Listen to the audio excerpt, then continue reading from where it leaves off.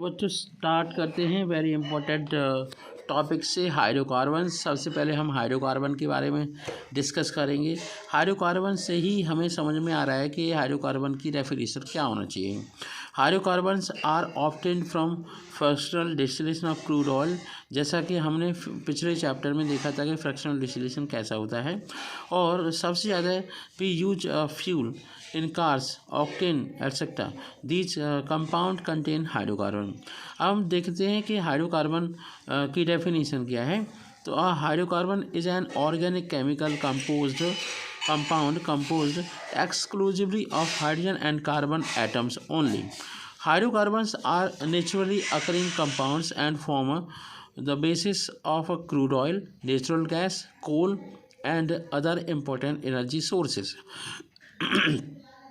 और इस crude oil से हम पेट्रोलियम के अलग अलग प्रोडक्ट्स बनाते हैं। Hydrocarbons are highly combustible and produce carbon dioxide, water and heat when they are burn.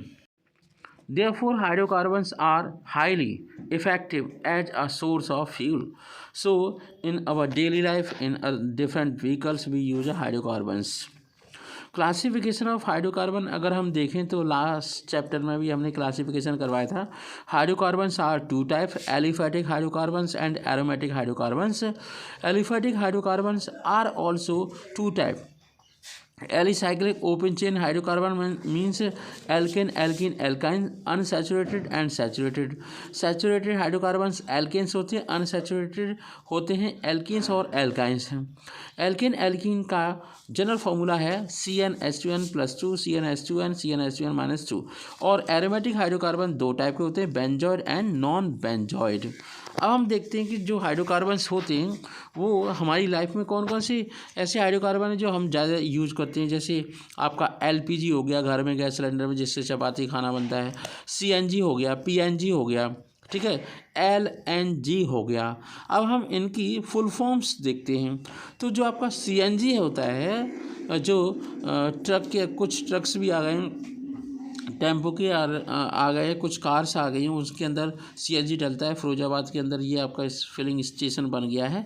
Compressed natural gas इसकी फुल फॉर्म होती है CNG की। तो CNG बहुत ही सही परफेक्ट फ्यूल है जो एनवायरमेंटल फ्रेंडली होता है। अब हम बात करते हैं LPG की। तो LPG का फुल फॉर्म होता है लिक्विफाइड पेट्रोलियम गैस।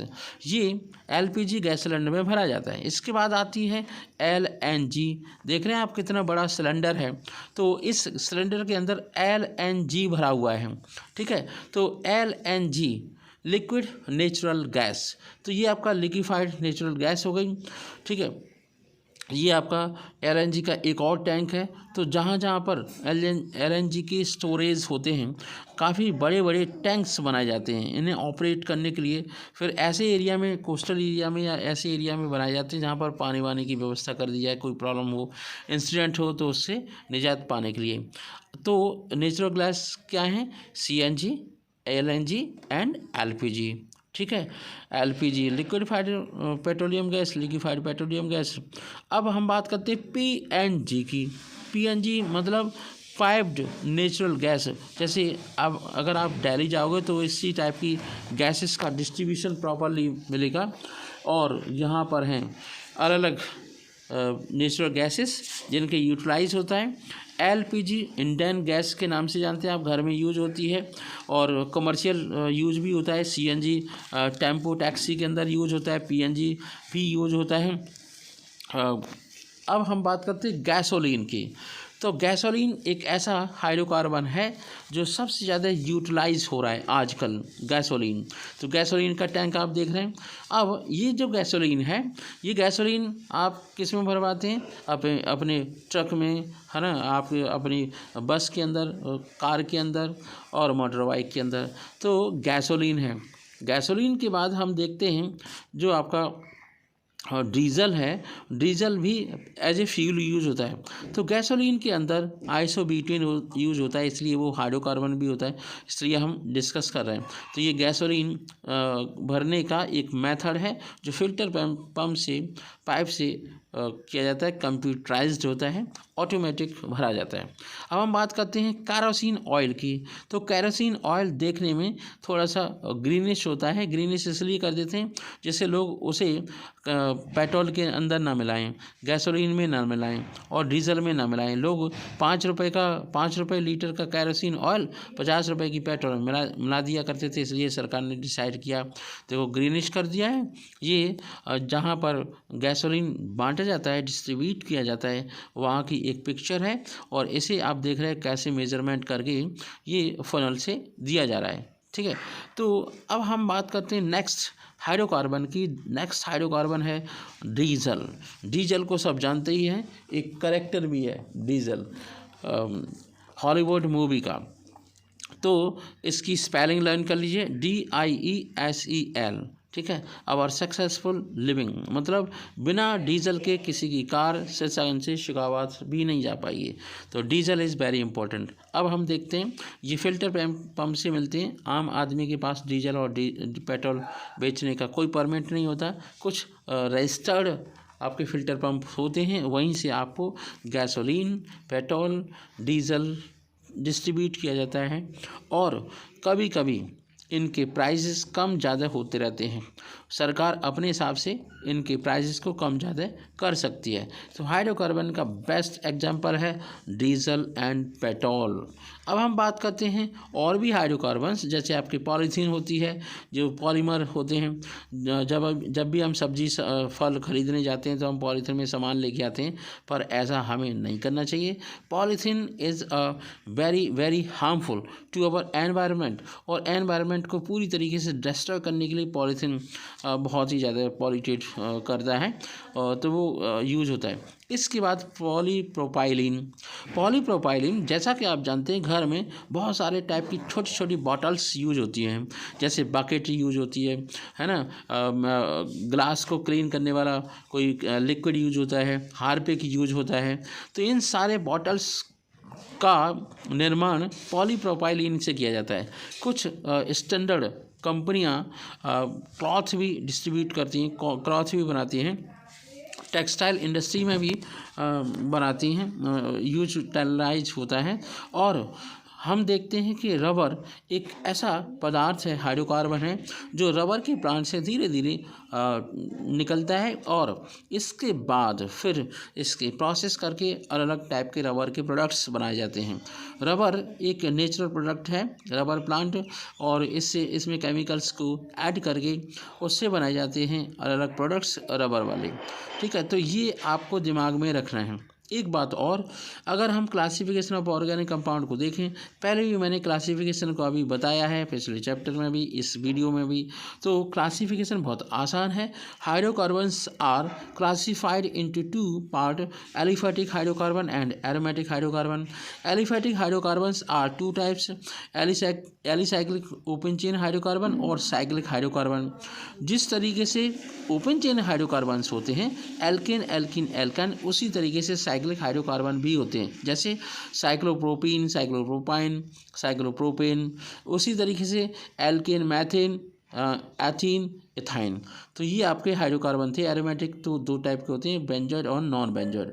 यहाँ पर ऑर्गेनिक कंपाउंड्स और इनऑर्गेनिक कंपाउंड्स के बीच में थोड़ा सा डिफरेंस है, वो हम नाम के आधार पर बता रहे हैं। जैसे हमारी बॉडी के अंदर सेल होती है, सेल के अंदर DNA होता है, ये आपका ऑर्गेनिक कंपाउंड है।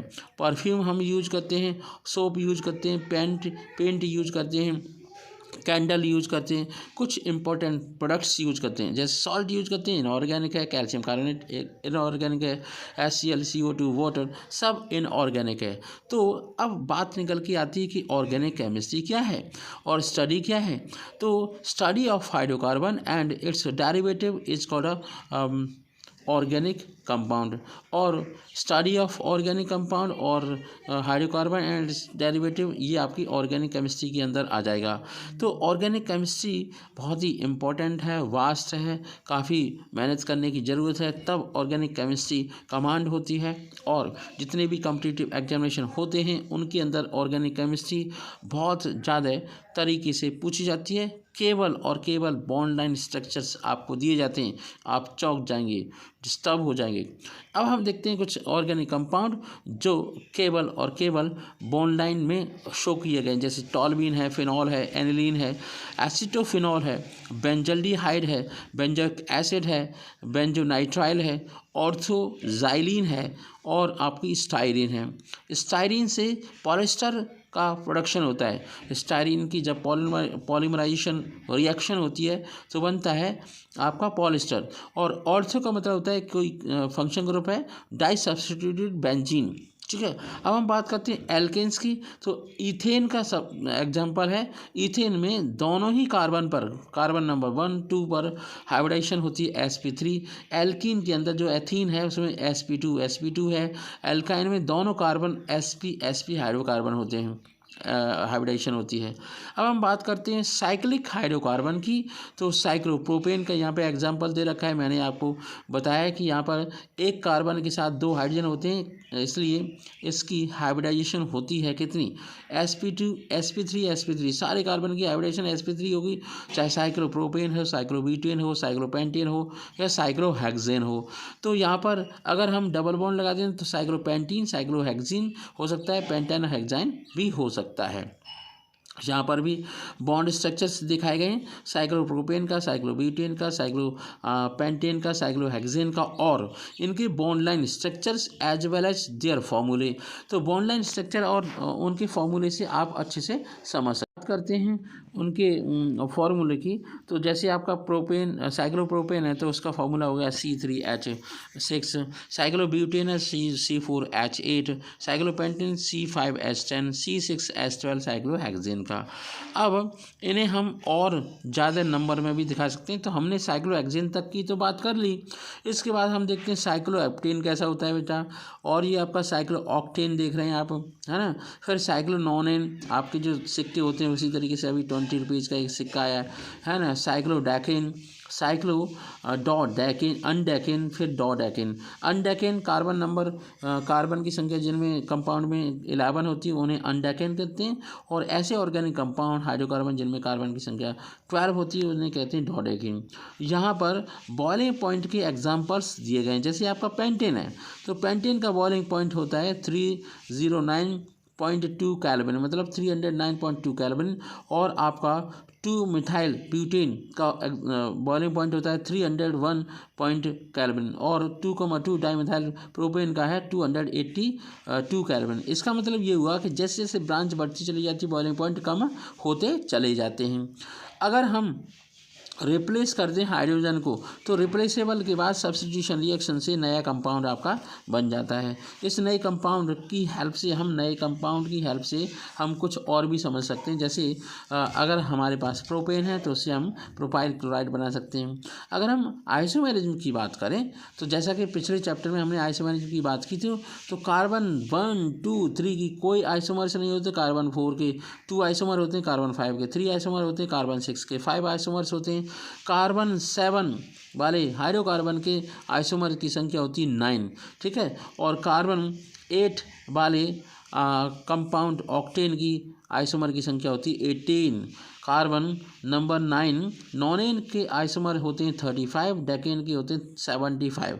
एक बार बैठ करके बनाने की कोशिश करें डेकेन के 75 आइसोमर्स, बहुत मज़ा आएगा। फिर हम बात करते हैं कन्फॉर्मेशन। तो कन्फॉर्मेशन एक ऐसा टॉपिक है जिसे समझना ज़्यादा ज़रूरी है। ये 3D स्ट्रक्चर्स में होते हैं। तो ये 2 टाइप के कन्फॉर्मर्स होते हैं, स्टैगर्ड और एक्लिप्स। एक्लिप्स का मतलब एक दूसरे के सामने मॉलिक्यूल्स आ जाते हैं। जो आपका स्टैगर्ड होता है वो ज़्यादा स्टेबल होता है मॉलिक्यूल, इसमें रिपल्शन कम होता है। तो conformation non bonded interaction strain के नाम से भी जाना जाता है।